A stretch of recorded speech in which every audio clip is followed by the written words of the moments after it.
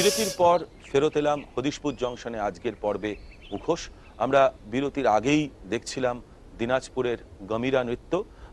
বিরতির পর আমার মনে হয় ঋতিক, আমরা কিছুক্ষণ আগে যেটা নিয়ে আলোচনা করছিলাম, অর্থাৎ পরিচয় লুকোনোর যেই জায়গাটা মুখোশের মধ্যে দিয়ে, সেই জায়গাটার কিছু কথা বাকি রয়ে গেছিল। আমার মনে হয় সেই কথাগুলো আরেকবার তুমি বলো। আমরা বলছিলাম তিনটে ভাগ করেছিলাম, তো আমরা দ্বিতীয় ভাগে বলেছিলাম যে মুখোশ পরিচয় কখনো গোপন করার একটা মাধ্যম, আবার নতুন পরিচয় আমরা মুখোশের মাধ্যমে তৈরি হয়। প্রথমত গোপনের দিকটাতে আসি। কিছু কিছু কার্নিভালে এই মুখোশ পরে যাওয়ার রীতি আছে। একটা খুব ইন্টারেস্টিং ঘটনা আছে, দান্তের জীবনে ঘটেছিল। প্রিমাভেরা, ওর সাথে বোধহয় বিয়াত্রিসে দেখা হয়েছিল। হ্যাঁ, বিয়াত্রিসে দেখাই হয়েছিল মুখোশ পরিহিত অবস্থায়।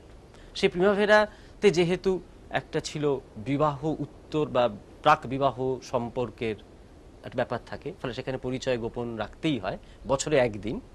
তো সেখানে দান্তের বয়স 10 বছর মেয়েদের ক্ষেত্রে, ছেলেদের ক্ষেত্রে 12 বছর না হলে সেখানে যাওয়া যেত না। কিন্তু দান্তের তখনও 12 বছর বয়স হয়নি, বিয়াত্রিচেরও 10 বছর বয়স হয়নি, সেই জন্য তারা মুখোশ পরে ওখানে যায়। কেননা মুখোশ যখন পরেই যেতে হবে, তখন বয়স যখন চেনাই যাবে না আমাকে, তখন বয়স কত প্রশ্নই উঠছে না। তো দান্তের সঙ্গে বিয়াত্রিসে দেখা হয়েছিল সেই কার্নিভালে মুখোশ পরিহিত অবস্থা। পরে তারা মুখোশ সরিয়ে রেখে একে অপরকে দেখেছিল। তারপরে দান্তের সাথে বিয়াত্রিসের মধ্যে আরো একবার দেখা হয়েছিল, সেটা অন্য বিষয়। পরিচয় গোপন, এটা আর একটা বড় জায়গা হচ্ছে নাটক। নাটকের ক্ষেত্রে এবং নাটকে মুখোশের ব্যবহার অতীত এবং বর্তমান মানে চলছে তো চলছে। নৃত্য দেখলাম একটু আগে, নাটকে ভয়ঙ্কর ভাবে চলেছে। আমার মনে হয় ঋত্বিক তুমি অতীতের জায়গাটা বলো। হ্যাঁ, অতীতের জায়গা বলতে বর্তমানের জায়গাটা নিয়ে একটু সৌরভের সঙ্গে কথা বলবো, কারণ সৌরভ নিজে এখন নাটকে মুখোশ বানানোর কাজের সঙ্গে যুক্ত রয়েছে আর কি। একটু ঋত্বিক যদি অতীতের জায়গাটা বলে। অতীতের বলতে ধরুন প্রথমে গ্রিক নাটকের জায়গাতে আসি। গ্রিক অ্যারিস্টটলের যে সময়, সেই সময় অর্থাৎ যখন ট্র্যাজেডি নাটকের ক্ষেত্রে ব্যবহৃত হচ্ছে, ডায়োনিসাস বলে একটি দেবতার উৎসব সেখানে হতো, এবং সেখানে গ্রিক দেবতা। ফলে সেখানে যেটা হতো, ওই দেবতার যখন আরাধনা চলতো, অনেকটা আমাদের বৈষ্ণবদের মতো আর কি, আরাধনা চলতে চলতে একটা সময় তারা সমাধিস্থ হওয়ার মতন বিহ্বল হয়ে পড়তেন। তখন সেই বিহ্বলতা থাকবার জন্য তারা মুখোশ পরতেন। এবং ওই সময় যে নাটক হতো, যেমন ধরুন ট্র্যাজেডির যে নামটা ট্র্যাগোইডিয়া, এটার অর্থ ছাগ গীতি, ছাগলের গান। এখন ট্র্যাজেডির সঙ্গে ছাগলের গান কিভাবে জুড়ে আছে সে সম্বন্ধে গবেষকরা অনেকগুলো অনুষঙ্গের কথা বলছেন।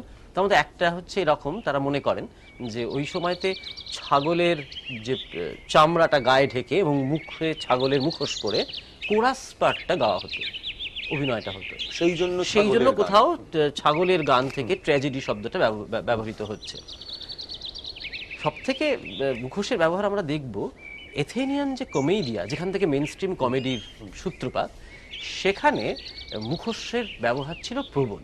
এবং সেই মুখোশগুলো ছিল আইডিয়াল যে সমস্ত ইমোশন, যেটা কিনা ট্র্যাজেডির ক্ষেত্রে ঠিকঠাকভাবে রাখা হতো মুখোশের মধ্যে, সেগুলোকে কমেডির ক্ষেত্রে একটু ভেঙে দেওয়া হতো, ডিস্টর্টেড করা হতো। এবং সেটাকে এমনভাবে ডিস্টর্টেড করা হতো যে দেখে ভয় লাগবে না, মজা লাগবে। এবং ছেলেদের এবং মেয়েদের এরকম আলাদা আলাদা মুখোশ ছিল। অ্যারিস্টোফেনিসের বেশ কিছু নাটকে কিন্তু আমরা এই মুখোশের ব্যবহার দেখতে পাই। পরবর্তীকালে মিনান্দার বলে একজন বিখ্যাত, তিনিও কমেডিয়ান এবং নাট্যকারও বটে, একটা ছবি আছে, ছবিটা আমি দেখাচ্ছি। তো সেখানে দেখবেন যে মিনান্দার বসে আছেন, তিনি অভিনয় করতে যাবেন, তার সামনে 3টে মুখোশ, একটি যুবকের, একটি স্ত্রীলোকের এবং একটি দাস, সম্ভবত দাস, বা অনেকে বলছেন এটা বুড়ো মানুষের মুখ, এরকম হতে পারে। 3 রকমের মুখোশ আছে। উনি ওই নাটকে 3টে ভূমিকা অভিনয় করবেন একই সঙ্গে, শুধুমাত্র মুখোশটা তিনি পরিবর্তন করে। এই মুখোশ পরিবর্তন আমি একটু বাদে আসছি, আমি আপাতত বলি এইখান থেকে ধরুন, এরপর থেকে রোমান নাটকে, স্পেনের নাটকে, আফ্রিকায় তো আছেই, এইরকম ভাবে সারা পৃথিবী জুড়ে পরিচয়, নতুন পরিচয় নেওয়ার ক্ষেত্রে মুখোশের ব্যবহার আছে। সৌরভ, তুমি একটু বলো, তুমি এখন কারেন্ট নাটকের সঙ্গে কাজ করেছো, কৌশিকের নাটকে বোধহয় তুমি নাটকে। আসলে আমি নাটকের মুখোশ আমার ব্যবহার করেছি আগে বিভিন্নভাবে, একটুখানি পরীক্ষা করবার জন্য ছোট ছোট নাটকে দুটো একটা করেছি, এবং একটা মিউজিক্যাল কনসার্টে করেছিলাম, জোসেফ অ্যান্ড অ্যামেজিং টেকনিক্যালের ডিমকোট। ওতে 14টা গরুর মুখ ছিল। ওই বাইবেলের একটা স্টোরি আছে, মানে 7টা মোটা গরু, 7টা রোগা গরু, তো ওই মাথায় পুরো গরুর মুখোশ পরে, এবং আর একটা ইজিপশিয়ান মাস্ক ছিল বিরাট বড়। তো সেইটার পরে এই রিসেন্টলি আমি করেছি কৌশিকের একটা ভালো রাক্ষসের গল্প বলে একটা নাটক আছে, তার একটা মুখোশ যে ভালো রাক্ষস, এবং সেই মুখোশটা ব্যবহার করা হয়েছে। এবং বিদূষক বলে একটা নাটকে অনেকগুলো মুখোশ ব্যবহার করা হয়েছে। সেগুলো কি, সেগুলো কি ধরনের মুখোশ?